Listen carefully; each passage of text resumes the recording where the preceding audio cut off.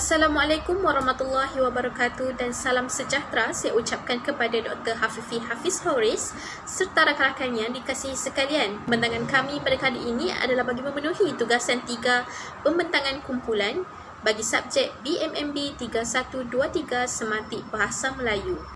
Berikut merupakan ahli kumpulan kami yang terdiri daripada Saya, Dayang Nur Ain Syahira binti Muhammad Asli. Saya, Muhammad Adli Haikal bin Muhammad Fauzi. Saya Nur Farah Ain binti Amran. Saya, Nur Syuhada binti Amsyur. Dan saya, Nurul Arbiatul Syafika binti Edi Yusuf. tugasan 3 kami pada kali ini adalah bertajuk Karya Cerpen Kanak-kanak yang bertemakan peribahasa bahasa Melayu. Watak-watak.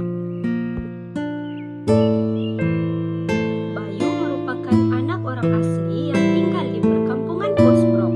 Posbrok terletak di bahagian ulu negeri Kelantan. Perkampungan ini dikenali dengan keindahan kehidupan di dalam hutan. Bayu merupakan salah seorang kanak-kanak yang hidup membesar di dalam perkampungan hutan. Bayu sudah terbiasa dengan kehidupannya dalam keadaan seperti itu. Ia sering bermain bersama-sama haiwan di dalam hutan. Bayu juga selalu memberi makanan kepada haiwan di sana. Budak lelaki yang bernama Bayu ini sangat sukakan haiwan liar. Dia berkawan baik dengan seekor haiwan liar yang diberi nama Cimau. Cimau adalah seekor anak harimau yang berkaki tempang. Bayu menjumpai Cimau semasa haiwan itu masih kecil dan bersendirian di tengah hutan. Cimau dijumpai dalam keadaan cedera di bahagian kaki belakang kanannya. Sejak kejadian itu, Bayu tekad ingin merawat Cimau dan memberi makanan yang secukupnya kepada Cimau sehingga dia kembali sihat. Bermula dari peristiwa pertemuan mereka, Bayu menyimpan cita-cita untuk menjadi doktor haiwan kerana dia suka merawat haiwan yang sedang berada dalam kesusahan. Pada suatu petang, ketika Bayu sedang bermain bersama Cimau, tiba-tiba Cimau berlari menuju ke jalan besar dan nyaris dilanggar kereta. Kereta itu milik keluarga Aiman. Aiman dan keluarganya dalam perjalanan untuk melancong semasa cuti persekolahan. Encik Safari bertanyakan keadaan Bayu yang nyaris dilanggar. Bagaimana keadaan kamu? Bayu hanya terdiam lalu berdiri membersihkan badannya. Encik Safari memohon maaf kepada Bayu dan menawarkan diri untuk menghantar Bayu pulang ke rumahnya. Bayu bersetuju dengan pelawaan Encik Safari lalu menaiki kereta mereka untuk pulang ke rumahnya. Setibanya di hadapan rumah, Bayu mengajak Aiman sekeluarga untuk singgah ke rumahnya sebagai tanda terima kasih kerana telah menghantarnya pulang. Mereka berbual-bual sambil dijamu dengan minum petang yang disediakan oleh Mak Sima. Bayu, Pakcik lihat kamu suka dengan haiwan. Kata Encik Safari kepada Bayu. Ya, Pakcik. Saya suka bermain dengan haiwan-haiwan yang ada di hutan. Saya akan merawat haiwan yang cedera di sana. Jawab Bayu. Wah, jika kamu berminat dengan hal itu, kamu boleh jadi doktor haiwan seperti Pakcik. Tapi, kamu mesti berjanji dengan Pakcik bahawa kamu akan belajar bersungguh-sungguh. Nasihat Encik Safari kepada Bayu. Nasihat daripada Encik Safari menyebabkan Bayu mengelamun seketika. Setelah itu, Aiman sekeluarga pun meminta izin untuk meneruskan perjalanan mereka. Perjumpaan Bayu dengan Aiman yang datang melancong ke kawasan perkampungannya telah meningkatkan keinginan dalam diri Bayu untuk melangkah masuk ke sekolah berasrama penuh. Encik Safari yang merupakan seorang doktor haiwan telah menguatkan lagi semangatnya untuk menceburi bidang tersebut. Nasihat Encik Safari masih terngiang-ngiang di pikiran Bayu. Sejak hari itu, Bayu semakin rajin belajar. Pada suatu petang, Bayu dan keluarganya duduk di meja makan untuk minum petang. Bayu menggunakan kesempatan ini untuk memberitahu hasratnya tentang sekolah berasrama penuh. Mak, Bapak, Bayu hendak masuk ke sekolah berasrama penuh yang ada di Pekan. Bayu ingin belajar rajin-rajin dan menjadi dokter haiwan yang berjaya. Setidaknya dapatlah Bayu membantu keluarga kita. Bapa tidak setuju. Mustahil hanya dengan belajar itu dapat membantu kita. Mendengar perkara itu, Bapak Bayu yaitu Pak Katam berasa marah. Suasana bertukar suram. Hubungan Bayu dan bapaknya menjadi dingin akibat perbualan tadi. Pak Katam tidak mempercayai bahwa pelajaran mampu untuk mengubah nasib keluarga mereka. Kepercayaan dan pegangan yang kuat terhadap semangat hutan menjadi penyebab kepada sikap menolak perubahan dalam kalangan penduduk kampung Posbrok. Oleh itu, menasehati sesuatu kebaikan kepada mereka hanyalah seperti mencurahkan air ke daun keladi.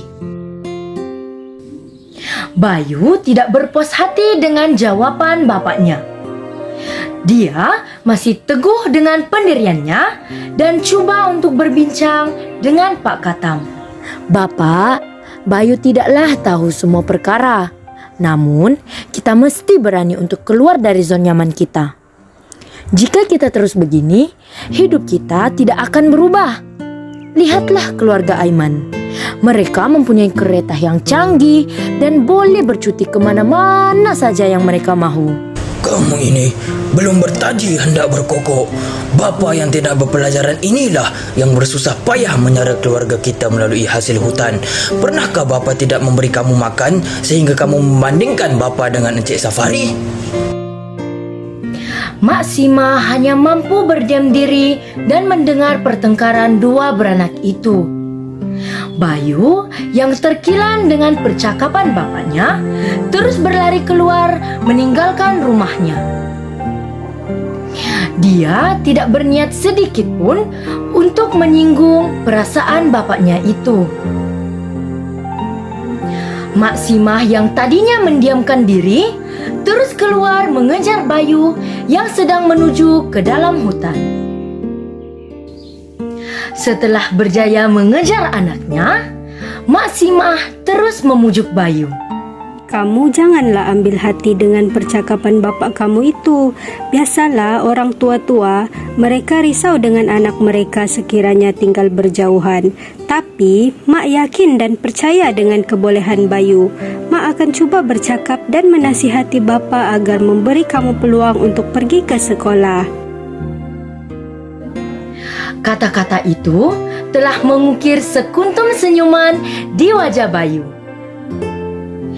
Dia berharap agar bapaknya berlembut hati untuk bersetuju dengan hasratnya yang ingin bersekolah di sekolah berasrama penuh.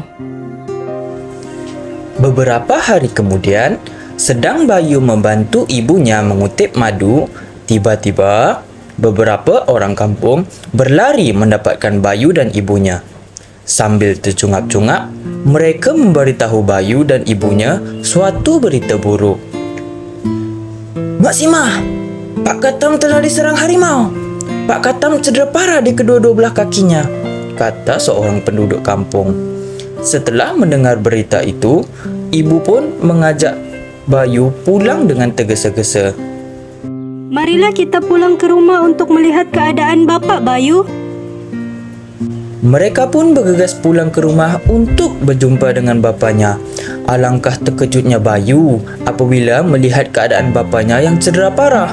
Bayu menangis teresak-esak di sebelah bapanya. Bapa. Bayu berkata di dalam hati. Ini mesti angkara Cimau. Cimo sahaja harimau yang ada di dalam hutan ini.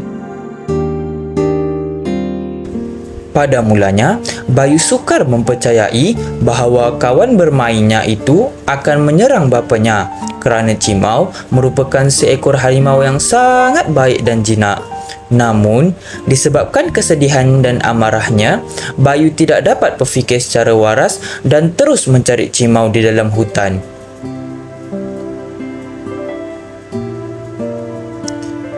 Bayu berasa amat kecewa dan marah dengan tindakan Cimau. Tanpa berfikir panjang, Bayu memukul Cimau menggunakan kayu sehingga Cimau cedera dan terluka. Cimau, sampai hati kau melukakan kaki bapakku. Setelah pelbagai kebaikan yang aku lakukan terhadap engkau, ini balasannya. Aku tidak mahu berjumpa dengan kau lagi selepas ini. Teriak Bayu sambil berlari pergi meninggalkan Cimau yang sedang terbaring kesakitan di lantai hutan. Semasa berjalan-jalan di hutan, Bayu terdengar bunyi rusa seakan-akan menjerit diserang haiwan pemangsa. Bayu memilau-milau mencari arah bunyi tersebut datang. Bayu dengan tangkasnya memanjat sebatang pokok yang tinggi untuk mencari punca bunyi tersebut. Dari kejauhan, Bayu dapat melihat seekor rusa yang sedang diratah oleh harimau yang sangat besar. Rupa-rupanya barulah Bayu faham dan mengerti bahawa bukan Cimau lah yang telah menyerang Pak Katam, tetapi seekor harimau yang liar, besar dan ganas. Bayu memanggil orang kampung dan menceritakan pertemuannya dengan harimau yang ganas tersebut. Dengan bantuan perhilitan dan orang kampung, harimau yang ganas itu telah berjaya ditangkap dan dibawa ke pusat pemulihan.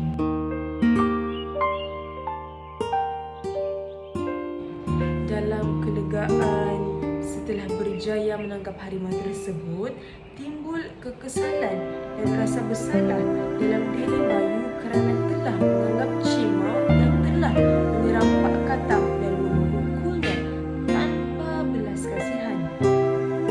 Bayu merasa bersalah terhadap Cimau kerana telah menyiksa dan memperlakukan Cimau dengan sangat teruk.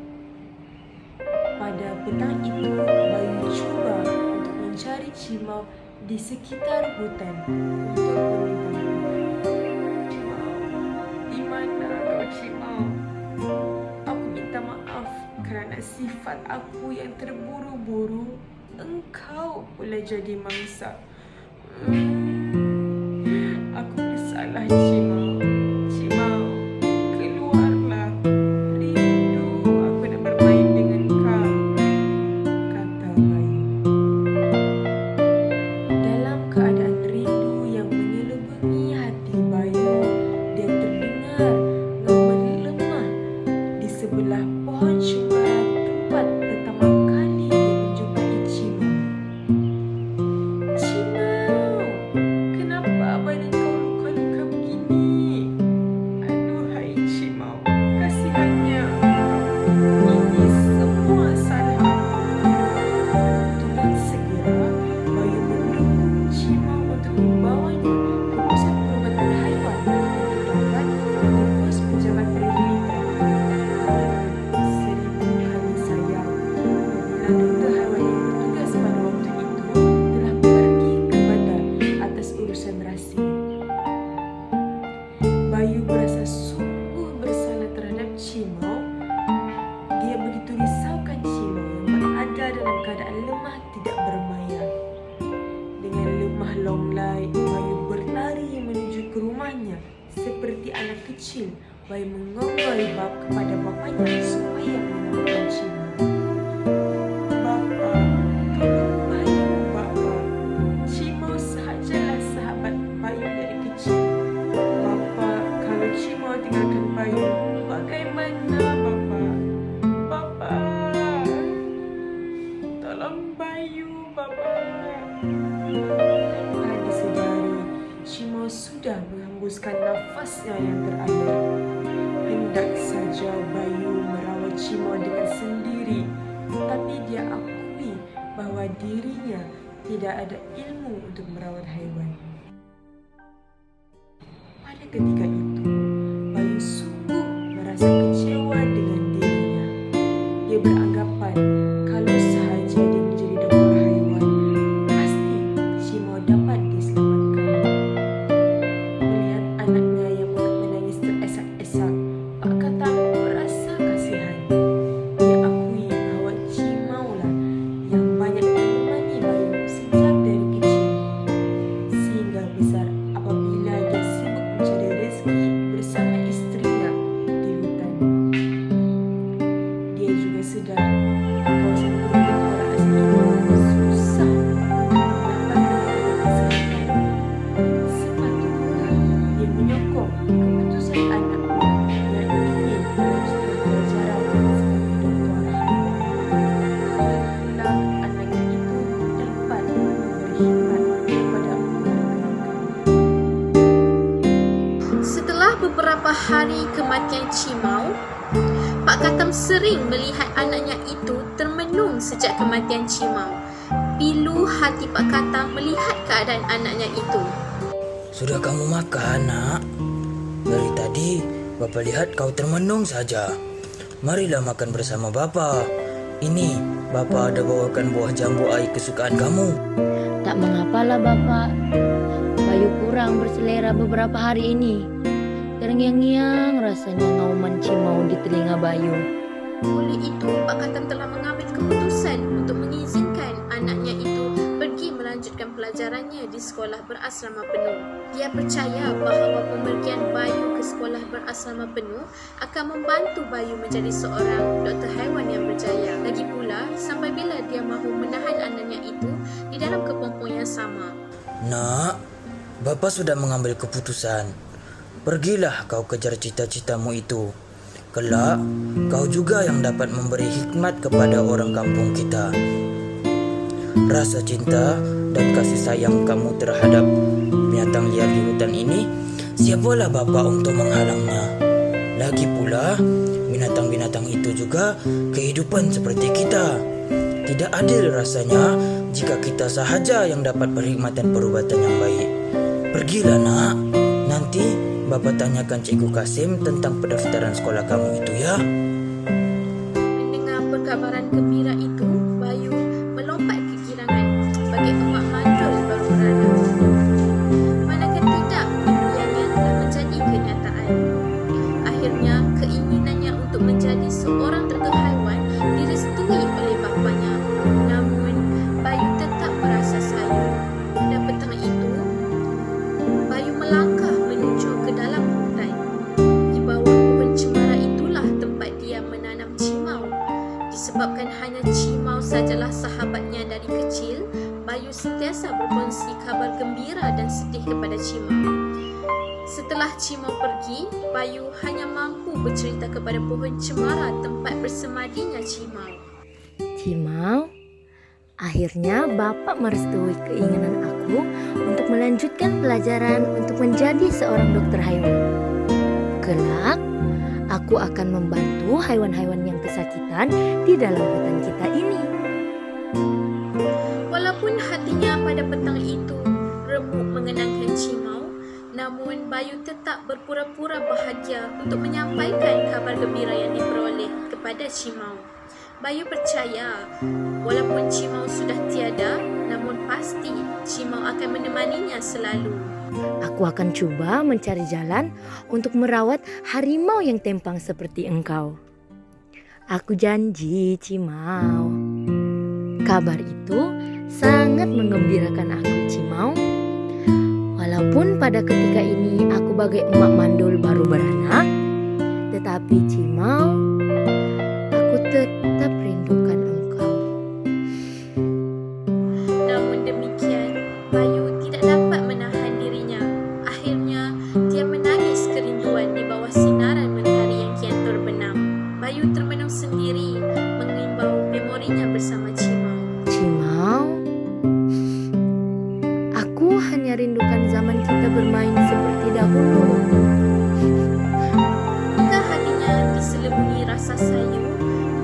mendengar ngauman kecil di belakang pohon cemara. Bayu tersenyum. Rupa-rupanya ahli keluarga Cimau masih banyak di dalam hutan. Dia sepatutnya tidak boleh mengalah hanya kerana Cimau sudah tidak ada di dunia ini lagi, kerana masih banyak haiwan di hutan yang memerlukan perkhidmatannya kelak. Bayu berazam untuk menjadi seorang doktor haiwan yang terbaik. Oh, banyak lagi rupanya ahli keluarga engkau, Cimau. Tidak mengapa, aku bertekad untuk menjadi dokter haiwan terbaik untuk ahli keluarga kau dan juga haiwan-haiwan yang lain di hutan kita yang tercinta ini. Kau tunggu ya, Cimau. Selamat tinggal, Cimau. Semoga persahabatan kita kekal terjalin walau kita sudah tidak lagi bersama. Setelah beberapa ketika, Bayu meluangkan masa di pohon cemara tempat bersemandinya Cimau. Bayu melangkah meninggalkan pohon cemara dengan rasa sayu dan azam yang tinggi untuk menjadi doktor haiwan yang berjaya demi Cimau dan haiwan yang lain. Akhirnya, Bayu berjaya melangkah ke sekolah berasrama penuh di bandar Postbrook bagi melanjutkan pelajarannya untuk menjadi seorang doktor haiwan yang berjaya. Maka berakhirlah